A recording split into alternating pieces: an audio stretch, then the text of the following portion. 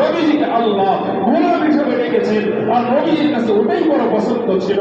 সুবহানাল্লাযী আসরা বিআবদিহি, এই আব্দুল শব্দের মধ্যে আল্লাহ আমার নবীজিকে সরাসরি গোলাম ইঙ্গিত করেছেন না, স্পষ্টভাবে বলছেন আমার গোলাম, আমার বান্দা মুহাম্মদ রাতের বেলায় সফর করেছে।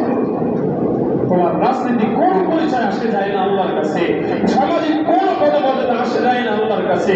আল্লাহর কাছে পরিচয় যদি একটা দাঁড় করাতে পারো তুমি আল্লাহর গোলাম, আমি আল্লাহর গোলাম, যথেষ্ট বলে দিলাম, নাজাতের জন্য হতে পারে এটাই উসিলা।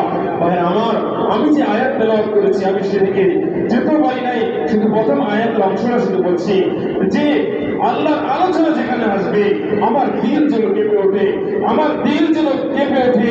ওই মুয়াজ্জিনের আযান, আল্লাহর জিকির যদি কামারের দিলকে কেঁপে, কামারের দিল যদি স্তব্ধ করে দিতে পারে, কাছ থেকে তার খাপড় তার হাতুড়ি যদি সরিয়ে দিতে পারে, আপনি আমি কেন না, আমি কেন পারবো না, আপনি কেন পারবেন না?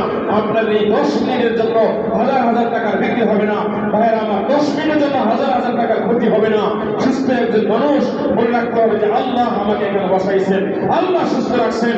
আমার গুনার কারণে আল্লাহ যদি আমার চোখ কানা করে দিতে পারতেন, আমার গুনার কারণে আল্লাহ আমাকে প্যারালাইসিস দিতে পারতেন, আমার গুনার কারণে আমার একটা পা ভেঙে দিতে পারতেন, হাত ভেঙে দিতে পারতেন। আমি যে অপরাধ করেছি আল্লাহ দুনিয়াতে শাস্তি দিলে আমার কোনো অস্তিত্ব থাকতো না, কিন্তু সেই আল্লাহ দয়া করে আমাকে সুস্থ রাখছেন।